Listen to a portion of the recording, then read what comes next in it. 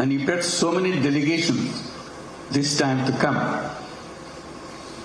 to show his new land of citizenship. Can the members of the Korean delegation please stand up so that we can give you applause? Yes, indeed. Thank you. Thank you so much. Wonderful. Yeah.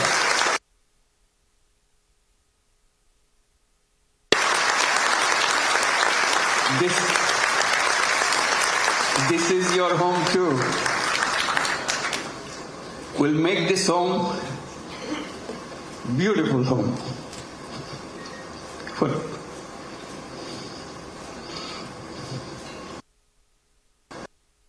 Seeing them today,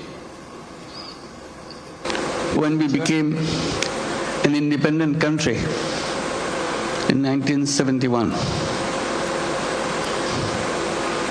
the celebration that we went through and commitment we made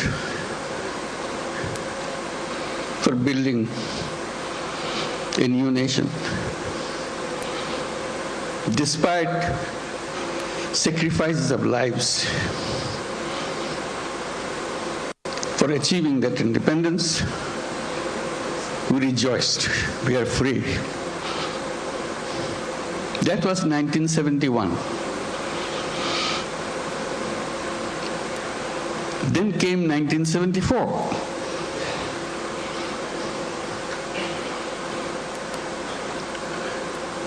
Today we are talking about 180 million people.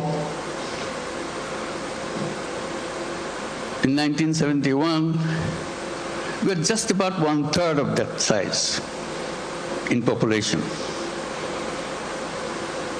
Still the same country.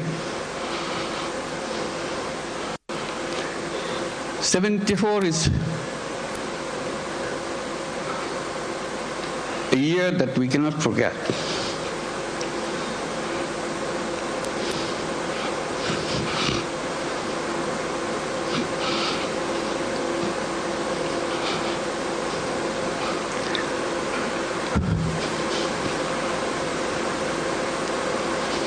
Sorry.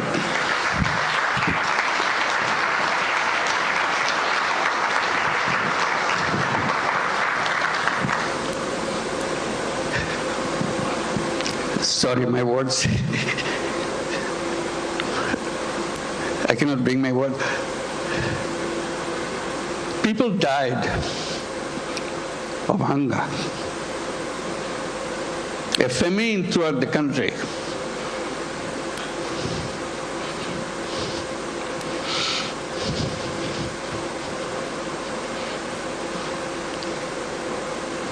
One and a half million people died.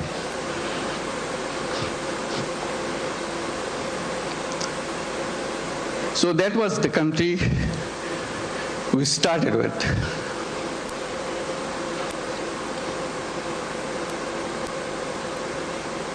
We used to grow one crop. We didn't know any other way. Our population was known as farmers because they have no other profession.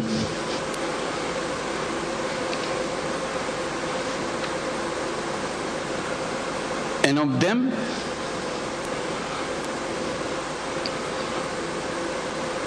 three-fourths of the population were landless farmers. They had no land.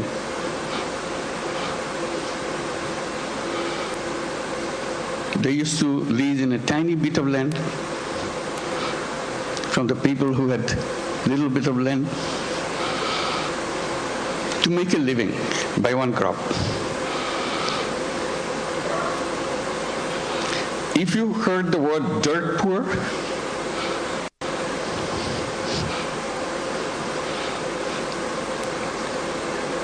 that was Bangladesh. Very difficult life. So if you take that journey from 1974 to 2025. It's an amazing journey. Here we're talking about all these big industries and so on, and inviting you for so many countries to set up more industries. We're talking about the big market, talking about the big, intelligent young population.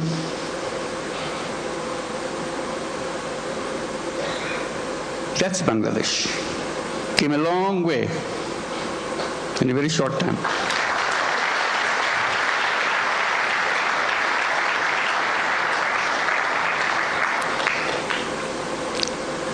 In that famine-ridden country, one little initiative came just to relieve the burden of watching what's going on, to help people to lend money, tiny little money, $2, $3, so that they can start a business, focusing particularly, specifically on women. They are the most destitute of all.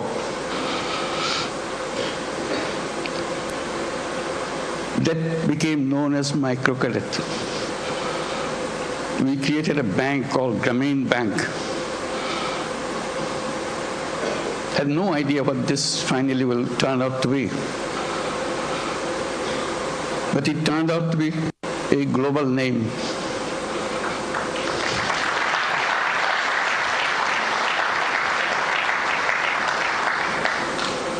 Because no matter which country you are, you have little Bangladesh of 1974 inside of you. You don't recognize it. You hide it by giving public money to them. So I always raise the voice. Giving public money to poor people is no solution at all. Solution is creating the structure, framework, will unleash the energy of the people. And microcredit was just a small effort of that.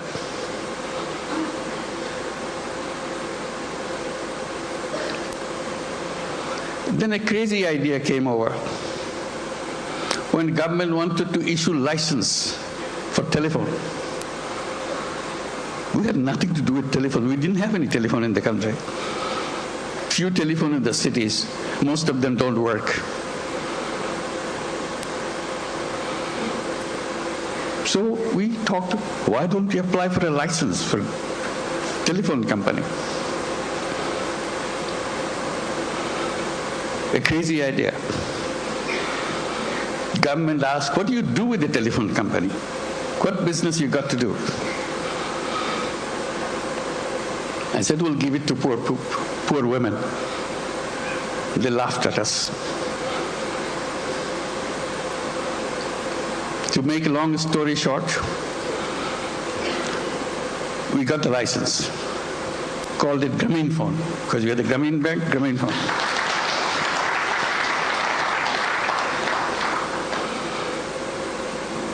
Nobody wants to partner with us because we have no knowledge, nothing.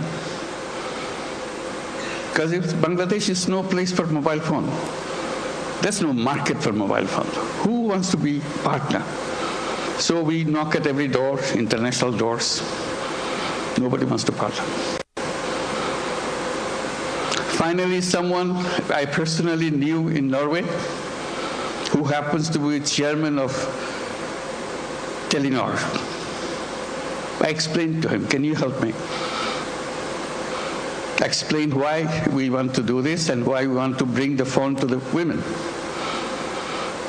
He took it seriously. But the company board doesn't agree with him. They said, what, Bangladesh? We never heard a name called Bangladesh. So it's a big effort for him. The more board rejects, he comes back again, explain again.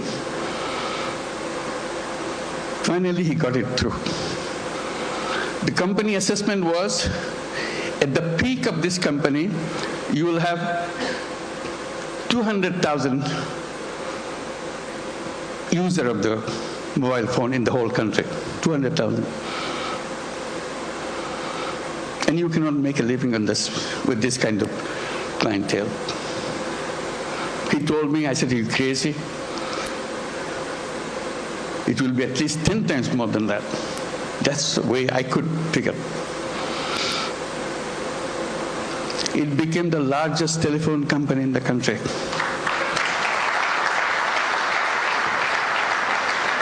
And women were the recipient of those telephone handsets. To turn them into what we call telephone ladies, sell the telephone service of the company. Men cannot apply, men cannot get the phone. Only poor women of Grameen Bank, not all women, only poor women of Grameen Bank can get a phone. Totally illiterate, has nothing to do, doesn't even know what a phone is. We train them. They started selling the service, saying, if you want to make a phone call to your son in the Middle East, in the meantime, Middle East saga began. So people wanted to talk. It became a roaring business. Soon, 100,000 women selling telephone service all over Bangladesh. It became so popular, everybody wanted to have a phone. Changed the whole company. At that time, there are other companies coming up around the world. They were focusing on their cities. The newspapers were covering us, not them. It became well known. So they started copying. For the first time, the idea came, phone have some use in the villages. They had no idea at all. The telephone has any meaning in the villages. They're all concentrated on the cities. Telephone industry globally changed.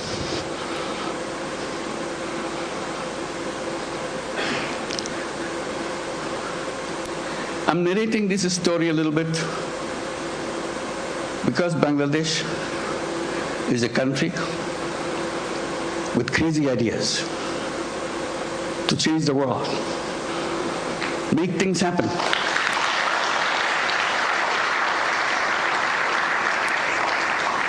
Everyone you saw on the stage receiving the award has a very powerful, crazy ideas and made them happen. So we invite you to join that crowd. Not only change Bangladesh by your business, change the world.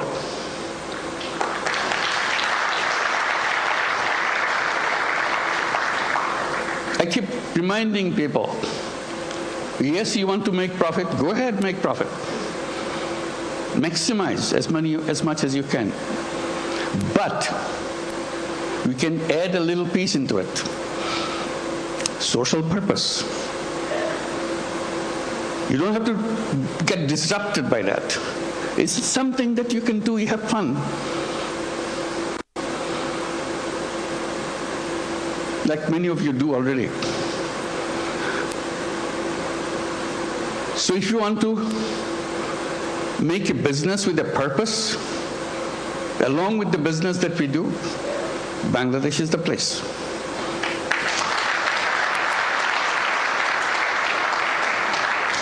You will not know what your business will be like.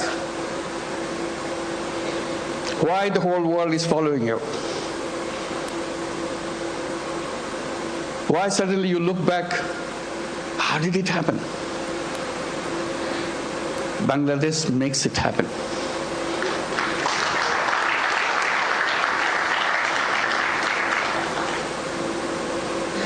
Always people explain how happy you got, you make money, we show the bottom line, fantastic thing.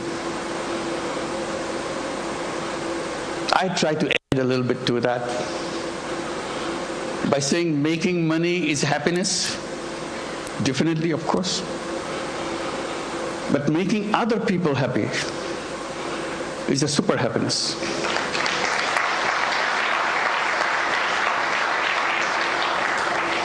If you have business in Bangladesh, you will have both happiness and super happiness.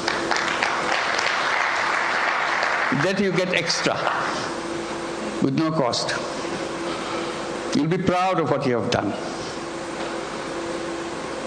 Like the people who stood here felt that. Super happy. Did something which impacted in people's lives massively. With the country of famine, we're not talking about the global entry to the businesses and everything. And at the same time, I'm just pointing out, which has been pointed out already, we don't look at Bangladesh alone. It is only one piece of the economy. We see the whole region, very powerful region, lots of resources. We work together, facilitate each other.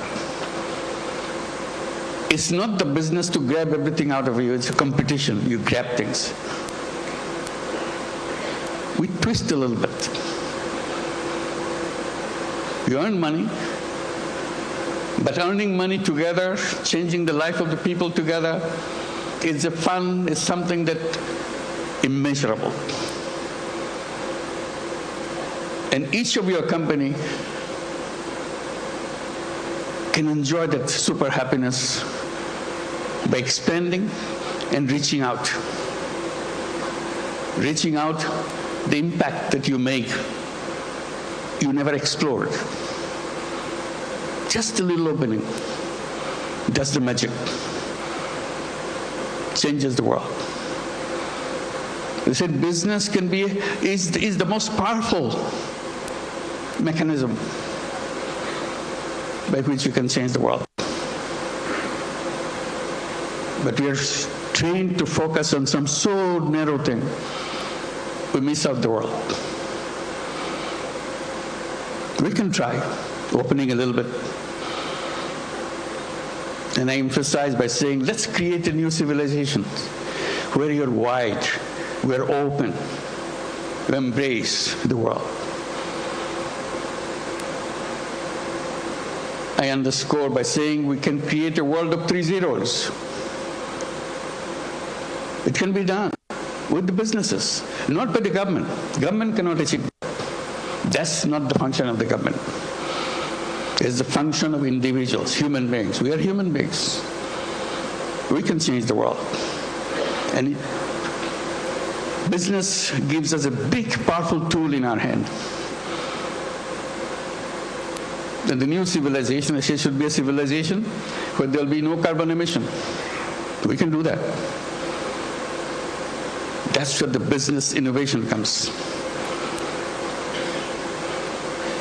All we have to do is just pay attention to that side. No carbon emission. It's a self-destructive system if you allow carbon emission to continue. No wealth concentration. It's fun to make money, but wealth concentration is the most dangerous thing to a human being. It will destroy the whole world. And zero unemployment. The young people get excited about it. Because all of you are entrepreneurs, not job seekers. Think like an entrepreneur, make things happen. And Bangladesh is a place to see that. How suddenly people, we are known as farmers. We're a country of farmers, landless farmers. We didn't have any land, much land, little. Only in the 70s, early 60s maybe, 60s, some crazy young guys from the universities dared to enter into something which is happening in the country because of business interest of other countries, garment industry.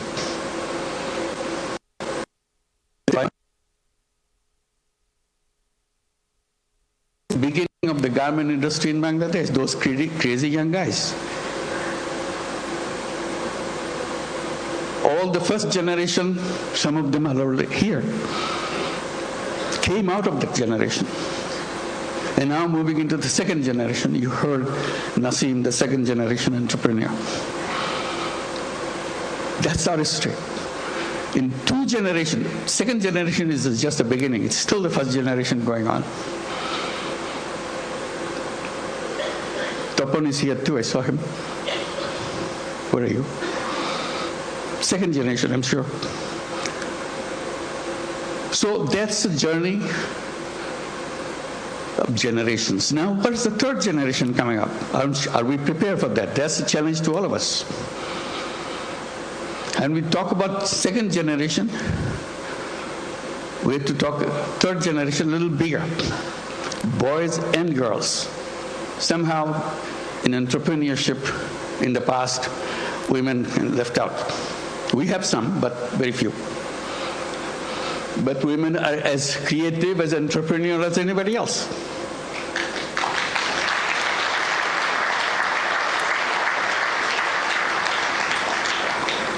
Together, those young generation will change the world. They have the technology, they have the creativity, innovativeness, and problem-solving ideas. We don't have to look at the problem the same old way that we did it 50 years back, waiting for the government to do something. We people can do that. That's a chance. So today it makes me very happy that we can gather together, and talk creating that world. It's not just business in a limited idea, which is good, but you can have another space remains unutilized. Let's use this too. And Bangladesh, the business in Bangladesh is not only for Bangladesh, that's the point. It could be for the whole world. Whoever thought that microcredit, which started in a tiny little village, now would be a prime business in the United States, Famine, America.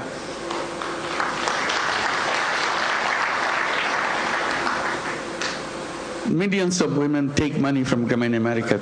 Loan size in the American terms, less than $1,000. Imagine needing less than $1,000 in the United States. Such a hassle, such an impossible thing. They get so grateful that somebody gives them, usually $500, $600. Now the whole Famine America became annually about $2 billion a year. In the next 4 years, it will be $5 billion a year. It's growing very fast. So little things. In that sense, Bangladesh ground is very fertile. You put a little bit of seed, it becomes global.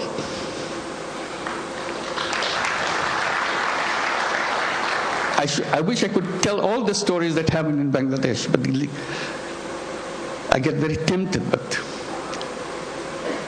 they're all here. Talk to them, find out. And we welcome you to join us with that mission, creating a new world for the whole world. Thank you very much.